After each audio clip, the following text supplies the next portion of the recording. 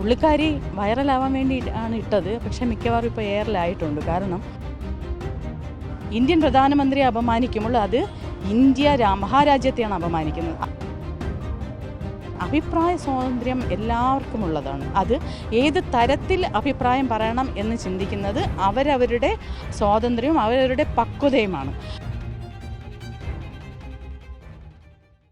നമസ്കാരം.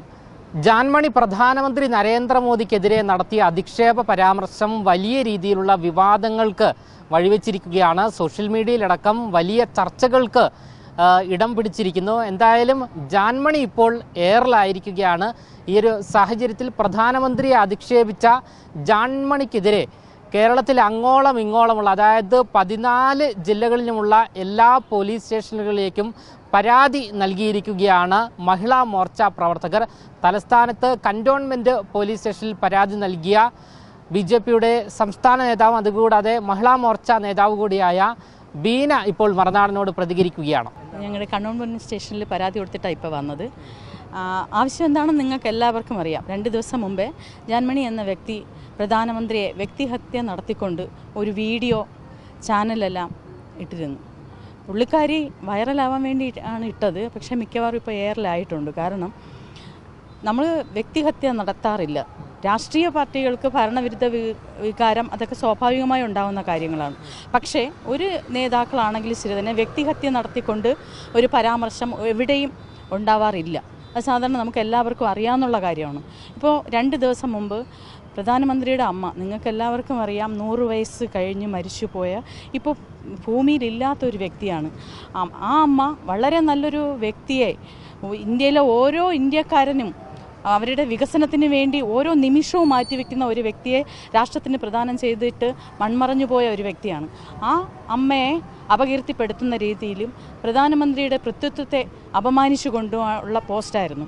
അപ്പോൾ ഇന്ത്യൻ ഭരണഘടന പ്രകാരം ആർക്ക് വേണമെങ്കിലും എല്ലാവർക്കും വ്യക്തി സ്വാതന്ത്ര്യവും അഭിപ്രായ സ്വാതന്ത്ര്യവും ഇന്ത്യൻ ഭരണഘടനയിലുണ്ട്. പക്ഷേ ആ അഭിപ്രായ സ്വാതന്ത്ര്യം ഏത് തരം വരെ, എത്ര തരത്തിൽ, എവിടം വരെ എത്തിക്കാമെന്ന് പറയേണ്ടതും അല്ലെങ്കിൽ ഏത് തരം വരെ ആണെന്ന് ചിന്തിക്കേണ്ടതും ആ വ്യക്തിയുടെ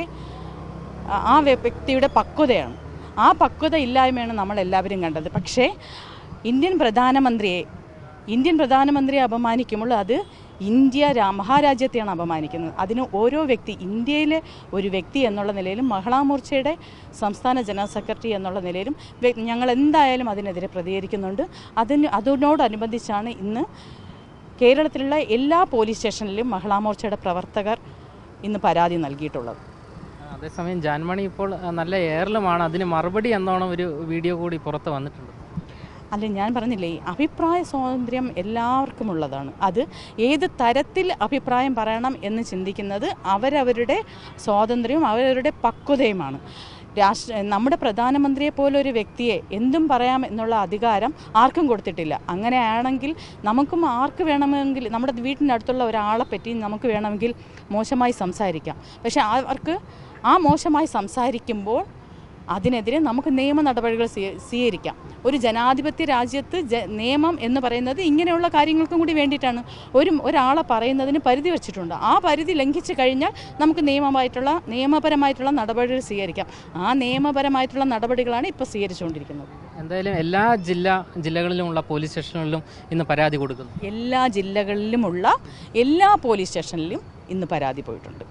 മഹിളാ മോർച്ച പ്രവർത്തകർ നമ്മളോട് വ്യക്തമാക്കുന്നത് കേരളത്തിലുള്ള എല്ലാ പോലീസ് സ്റ്റേഷനുകളിലും ഇന്ന് മഹിളാ മോർച്ച പ്രവർത്തകർ പരാതി നൽകിയിട്ടുണ്ട് എന്നുള്ളതാണ്. പ്രധാനമന്ത്രിയെ ഇത്തരത്തിൽ അധിക്ഷേപിച്ചത് വളരെ മോശമായി പോയി. അതിനെതിരെ നിയമ നടപടി സ്വീകരിച്ചേ മതിയാകൂ എന്നാണ് പ്രവർത്തകർ വ്യക്തമാക്കുന്നത്. ക്യാമറമാൻ ആഷിക്കിനൊപ്പം അമൽ രുദ്ര, മറുനാടൻ മലയാളി, തിരുവനന്തപുരം.